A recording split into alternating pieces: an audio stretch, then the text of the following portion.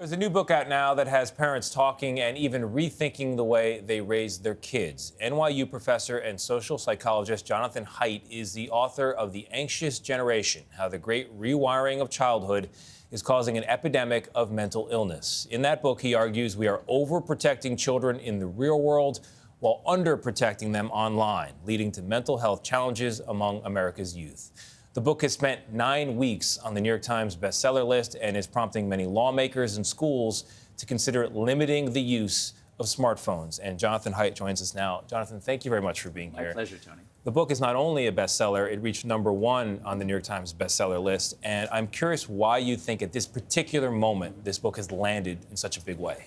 So, I think that the reason is because all over the developed world, family life is the same. It's constant arguments over screen time. Like, we didn't ask for this. How is it that we're all spending so much time in this struggle?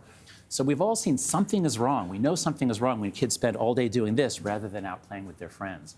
So I think the book has touched a nerve. Parents are gravitating to it. And even in countries that I haven't visited, as soon as the book goes on sale, it's on the bestseller list. This is a global problem. Do you feel like we're at a turning point? Yes, we are. I'm sure that we are, because in Britain, they've already turned. That is, parents are up in arms there, the government is acting, and we're just a few weeks behind them. So things are really changing this year. Schools are going phone-free because we're all sick of this. We're so sick of this. And in my book, I don't just say, oh, we've got a problem. I say, like, actually, here's the way out. If we act together, we actually can't escape from this. So for people who don't know the thesis, could you just talk about what the rewiring is, the biggest risks, and then there's 4 points you make for the solution part Sure. of things. So the subtitle of the book is about the great rewiring of childhood. If you go back to 2010, almost all kids had a cell phone, but it was a flip phone. Very few had a smartphone. And there was no front-facing camera. And in 2010, kids still would get together with each other after school. Kids still would talk in school between classes. Fast forward 5 years. In 2015, everyone's got a smartphone, front-facing camera, Instagram. Lots of companies are competing for their attention. What happens? Time with friends plummets. Kids don't go over to each other's homes anymore. In between classes, it's quiet because everyone's on their phone. And this is exactly when mental health levels of depression and anxiety double, suicide is up by 50%, loneliness. The kids are so lonely because they're doing this all the time. They're not connecting with people. Yeah. I have the older set of kids, 14 and 12, who live in the smartphone generation, who've had these effects, and then I've got the younger set. And I really hope that as a parent, I can do better with the younger ones than I have with the older ones when it comes to restricting this sort of use. What are the 4 things you think society should do and that parents can do to fix the problem? So the key to the whole thing is that when each of us acts alone and says, no, you're not getting social media till 16, the kid says, but Mom, I'm the only one in the class. I'm being left out. So the key is we act together. Yeah. So if a bunch of us do this together, it works. So the 4 norms are: no smartphone before high school. Do not give your kid a smartphone, full access to the internet before high school. Just give them a flip phone or a phone watch when they're in elementary school. Number 2, no social media before 16.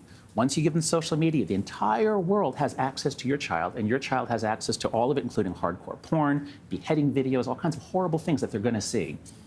Rule number 3, phone-free schools. Yeah. If your kid goes to a school where they let the kids have phones in the pockets, then kids are on their phones during class. They're texting during class. And rule 4 is the hardest one, because that's the one where we have to actually overcome our fears. We have to let our kids have more independence, free play, and responsibility in the real world. Yeah. I think they're all very doable, and I've already noticed in my community, the parents of the kids that are going to be entering kindergarten next year, they are all on board with the idea of delaying the smartphone for as long as possible and absolutely delaying social media. So the effect is there. You're not the first person to say these things. You credit many, many other researchers.